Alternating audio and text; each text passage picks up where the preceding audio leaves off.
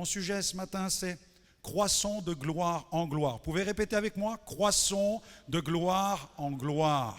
Est-ce que quelqu'un veut croître de gloire en gloire ? Moi, je n'ai pas envie de croître de problème en problème. Moi, je veux croître de gloire en gloire. Alléluia. Amen.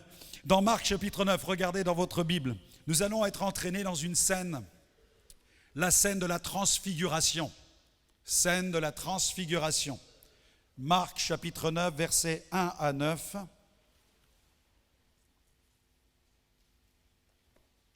Là, j'ai reçu même un petit papier qu'une dame a mis dans la corbeille au cours de ces réunions. Je témoigne de ce que Dieu a fait pour moi au cours de ce programme. J'ai été visité physiquement, spirituellement, émotionnellement. Je suis guéri de problèmes respiratoires persistants. Ça persistait depuis des mois, se manifestait surtout les nuits. Hier, j'ai dormi comme un bébé. Guérison de blessures intérieures, frustration et série de déceptions dans l'Église qui m'avaient refroidi dans la communion fraternelle. Guérison spirituelle, rafraîchissement dans la vie de l'esprit. Mon cœur est reconnaissant, il veut rendre toute la gloire à Dieu. Et remercier tous les hommes de Dieu qui se sont mis à notre service, qui ont mis à notre service leur charisme. Amen, quel beau petit message. Dieu soit béni. Marc 9, verset 1 à 9, il leur dit encore, je vous le dis en vérité, quelques-uns de ceux qui sont ici ne mourront point, qu'ils n'aient vu le royaume de Dieu venir avec puissance. Verset 2. 6 jours après, donc le verset 1 est vraiment lié au verset 2, l'auteur est en train de nous dire que Jésus annonce que le royaume de Dieu va venir avec puissance et voilà le résultat. Voilà un exemple. 6 jours après, Jésus prit avec lui Pierre, Jacques et Jean et il les conduisit seul à l'écart sur une haute montagne. Il fut transfiguré devant eux. Ses vêtements devinrent resplendissants et d'une telle blancheur qu'il n'est pas de foulon sur la terre qui puisse blanchir ainsi.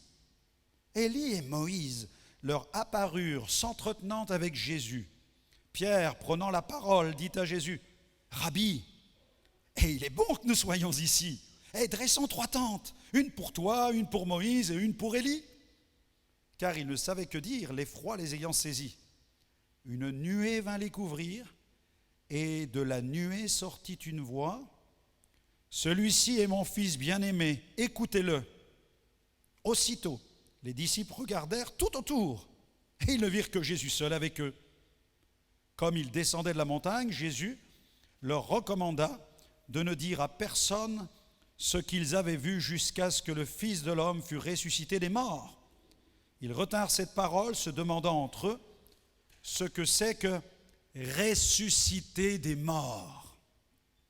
C'est une scène, bien-aimée, qui lève le voile sur la splendeur, sur la gloire de la nouvelle alliance. Nous sommes sous la nouvelle alliance, bien-aimés. Amen.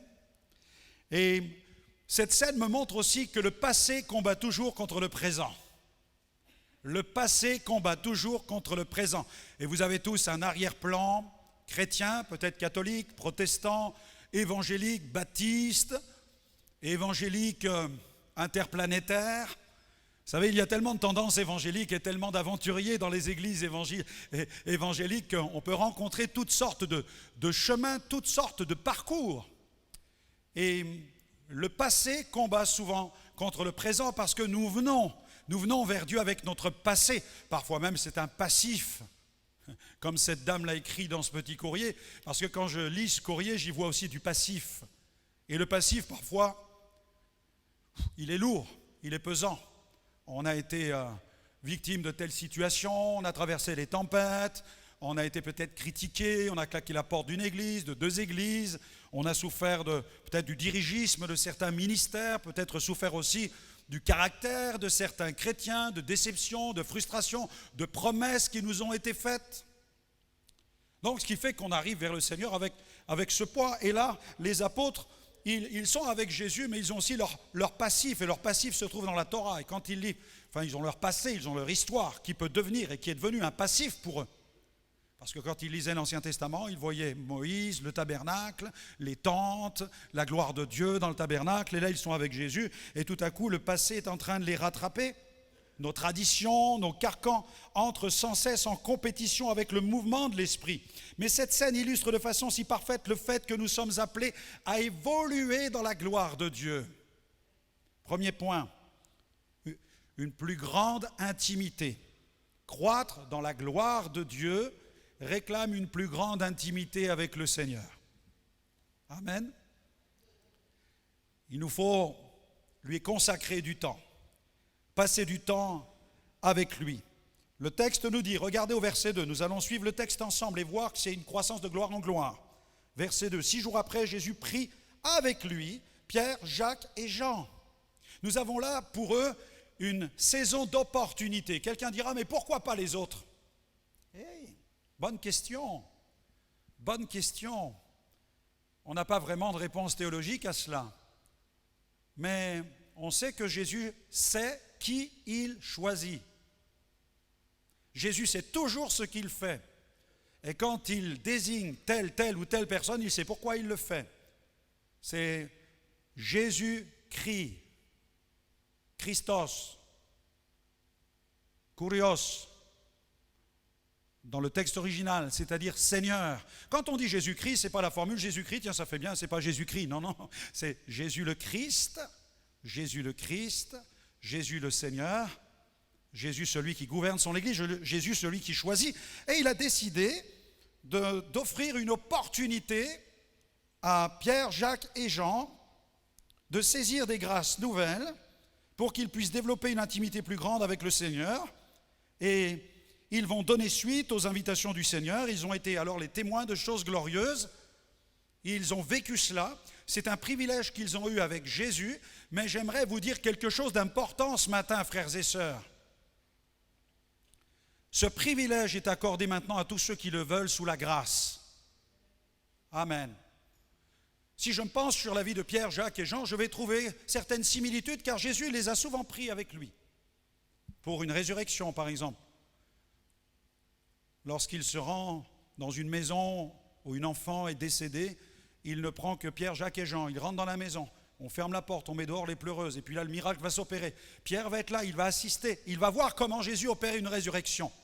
Il fait sortir les pleureuses. Parce que les pleureuses, elles cassent l'ambiance. Quand vous avez des pleureuses, vous perdez la foi, mes amis. Quand une église devient une église de pleureuses, on perd la foi. Excusez-moi de vous le dire comme ça, mais il y a des endroits, pourquoi il n'y a plus de miracles, pourquoi il n'y a plus de guérison? Parce que les églises deviennent des pleureuses. Pourquoi? Mais parce qu'on ne croit pas à la résurrection. Mais quelqu'un qui croit que Jésus est mort pour les péchés de l'humanité et qu'il est ressuscité, il ne peut que se réjouir. Parce qu'il dit enfin, il y a une issue à mes problèmes, il y a une issue à mon péché, il y a une issue aux situations d'impossibilité, parce qu'il a vaincu le péché, il a vaincu le diable, il a vaincu la mort, il est vivant, s'il est vivant, il peut tout faire, il peut tout accomplir.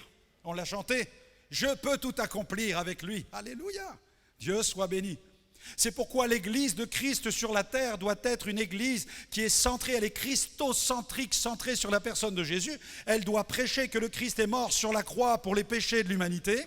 Elle doit déclarer qu'il est vivant parce que la mort n'a pas pu le retenir, la mort n'avait aucun pouvoir sur lui, parce que Jésus est venu sur la terre sans péché.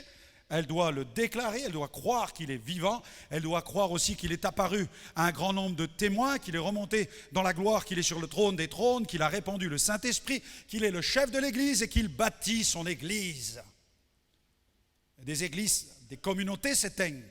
L'Église ne s'éteindra pas, écoutez-moi bien, l'Église ne s'éteindra pas. L'Église avec un grand E ne s'éteindra pas parce que Jésus a dit « je bâtirai mon Église ». Mais des communautés peuvent s'éteindre.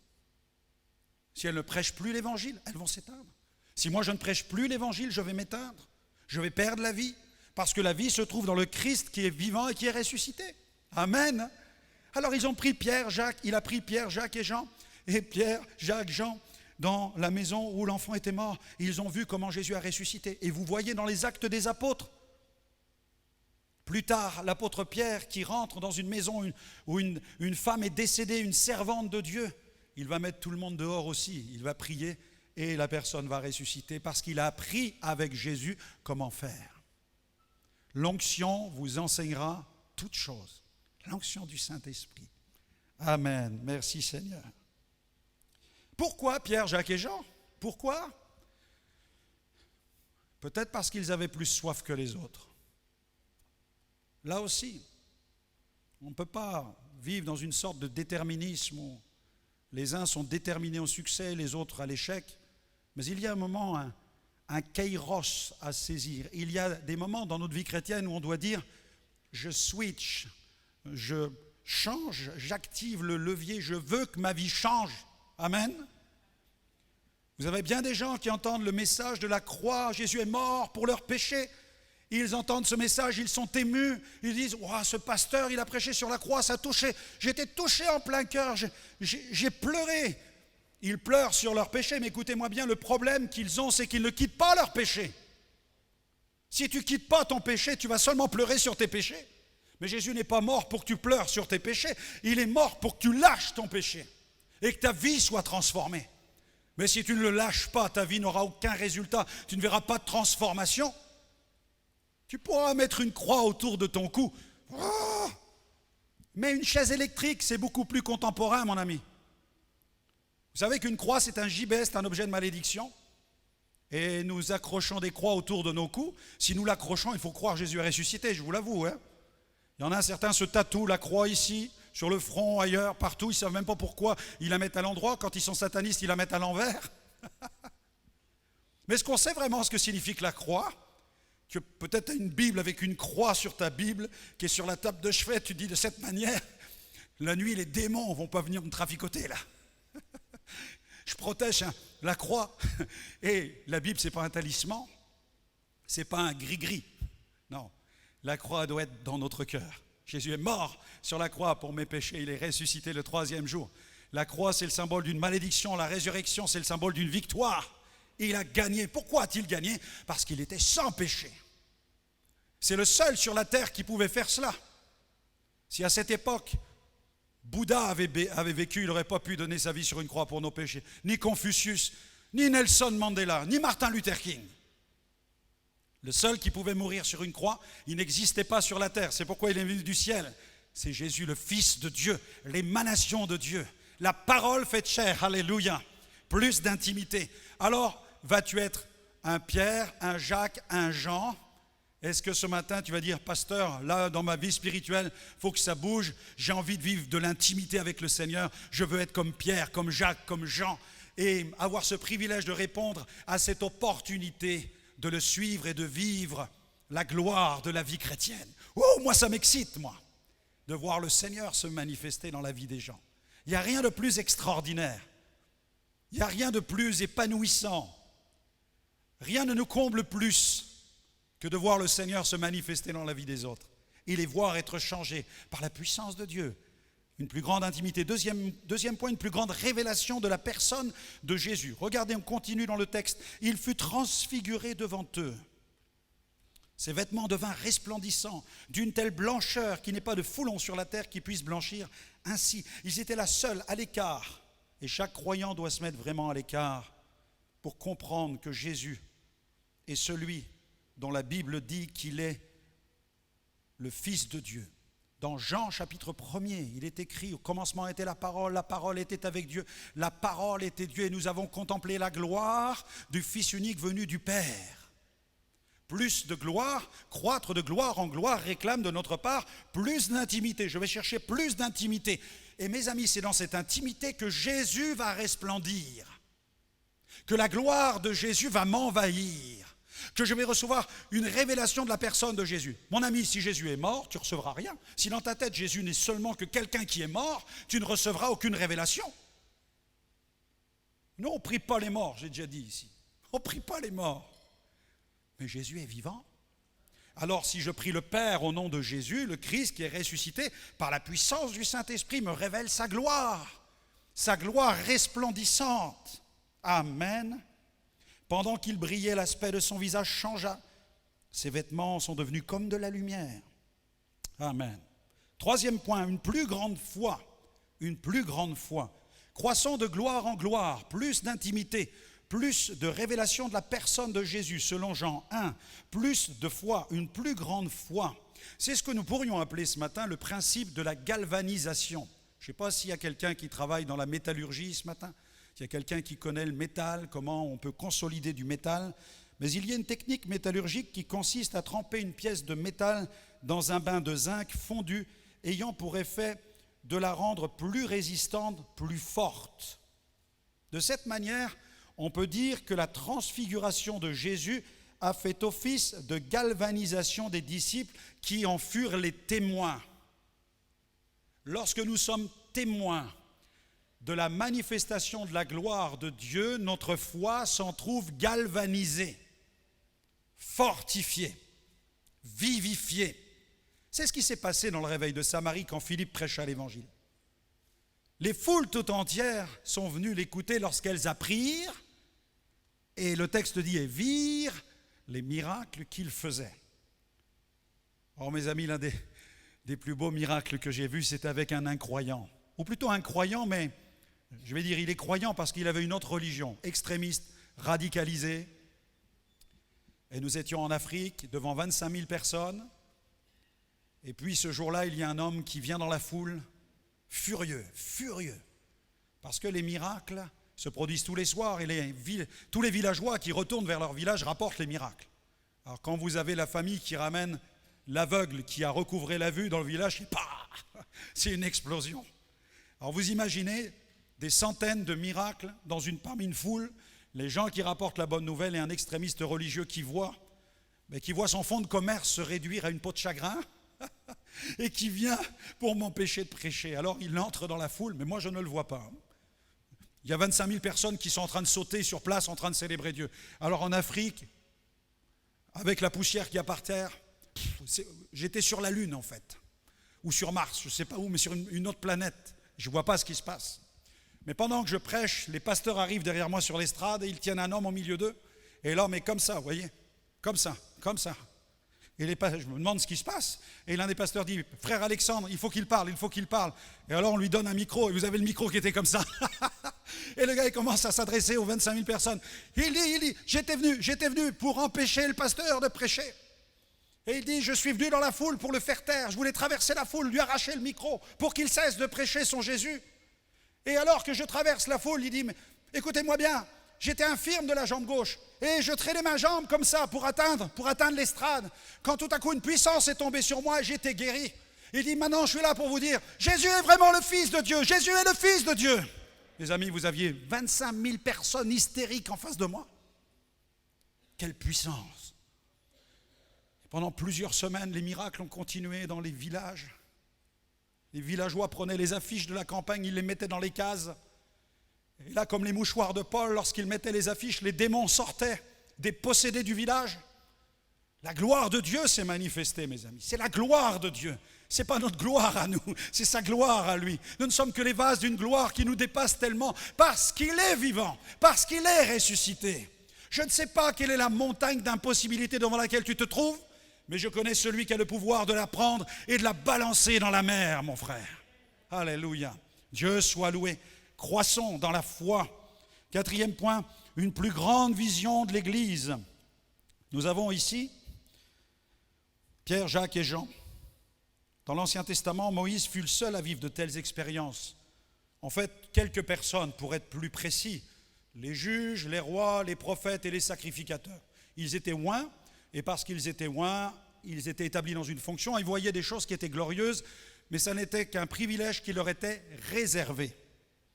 Alors que ce passage, comprenez bien que ce passage est un passage qui est prophétique pour l'Église. Quand nous lisons ce passage et que nous voyons Pierre, Jacques et Jean qui assistent et qui voient la manifestation de la gloire de Dieu, nous sommes dans cette période de transition, en fait, entre l'ancienne et la nouvelle alliance. Et ils ont accès à la manifestation de la gloire de Dieu. D'ailleurs, ils deviendront les écrivains des épîtres pastorales que nous trouvons dans notre Bible, dans le Nouveau Testament, épîtres de Pierre, épîtres de Jacques, épîtres de Jean. Et d'ailleurs, dans l'épître aux Galates, chapitre 2, verset 9, quand Paul écrit, il parle de Pierre, Jacques, Jean, et quand il parle d'eux, il les appelle les colonnes de l'Église.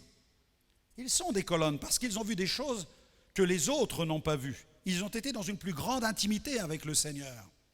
L'apôtre Paul fut l'une de ces personnes parce qu'il était dans une intimité tellement particulière qu'il a écrit toutes ses épîtres, il a vu la gloire de Dieu, il a été ravi dans la présence de Dieu, il a entendu des choses ineffables.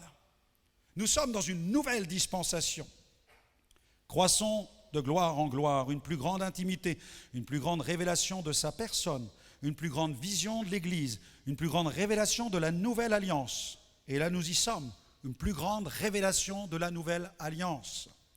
Élie et Moïse leur apparurent s'entretenant avec Jésus. Alors, vous avez ces deux personnalités, des héros, des géants de l'Ancien Testament. Vous avez Moïse, l'homme de la Torah, la loi.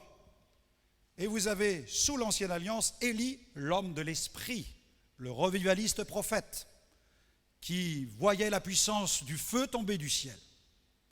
Et ce n'est pas un hasard si c'est Moïse et Élie qui apparaissent s'entretenant avec Jésus, parce qu'il y a comme une transition, une passation d'alliance. Ils s'entretiennent ensemble. Nous avons ici, ce n'est pas le G8 ou le sommet européen, là c'est le sommet divin. Et là, il y a un échange entre Élie et Moïse. Ils discutent ensemble, ils s'entretiennent des choses qui concernent le royaume de Dieu. Et Jésus est en train de leur dire, je me mets à sa place, j'aurais dit, écoutez les frères. J'aurais dit, écoutez-moi les frères, bon, on change de dispensation. Vous ne fâchez pas, soyez tranquilles, c'est normal, on va entrer dans quelque chose de plus fort. Puis Moïse et Élie ont dû dire, alors là, ça va être fort. Parce que Jésus a fait la fusion des deux. Amen. Il est la parole faite chair. Il a dit, mes paroles sont esprit et vie. Alors les disciples, eux, tranquilles, c'est génial, quoi. Ils voient ce qui est en train de se passer et ils voient cette dispensation qui est en train de se faire. Ils s'entretenaient, selon Luc 9, 31, de son départ de Jérusalem. Vous imaginez ? Ils sont en train de traiter de l'exodus, dans le texte original, l'exode, l'issue, l'avenir. On ne peut pas dire simplement, on ne peut pas évoquer simplement l'ascension. Attention, pas seulement. Non, l'issue à cette situation du ministère terrestre de Jésus. Comment va se passer cette issue ? Et Jésus est en train de leur dire, je vais mourir sur une croix, je vais ressusciter le 3e jour, je vais apparaître à une grande foule, je vais remonter dans ma gloire, je vais envoyer le Saint-Esprit, nous allons entrer dans une nouvelle dispensation. Voilà ce que Jésus, il parle de son exodus, il parle de son issue, il explique quelle est maintenant la teneur, la tonalité du royaume de Dieu, puisqu'il traite du royaume de Dieu. Nous sommes là dans quelque chose d'extrêmement glorieux. Alors il nous faut croître de gloire en gloire avec cette plus grande révélation de la nouvelle alliance. Saisissez-la ce matin, comprenez bien pourquoi vous êtes enfants de Dieu, pourquoi vous êtes chrétiens. Une plus grande révélation, 6e point, de la gloire du Fils, puisque le Père va dire, celui-ci est mon Fils bien-aimé, écoutez-le. Alors Pierre, lui, il est dans les vieux schémas, vous voyez, il est dans les vieux schémas. Il voit Élie, il voit Moïse, il voit Jésus, il dit, waouh, on est face à des géants. Hé Jésus, il faut qu'on mette 3 tentes là. On va mettre 3 tentes et puis il va y avoir la gloire de Moïse, la gloire d'Élie, la gloire de Jésus. Et vous avez vu ce qui se passe ? Jésus, il était prêt à jeter le gant. Il dit, non, mais t'es parti dans quoi là ? Tu repars tu vas dans le passé. Qu'est-ce que tu nous fais avec des tentes ? On n'est plus avec Moïse, on n'est plus dans le tabernacle. Lâche ton affaire, lâche ton truc maintenant.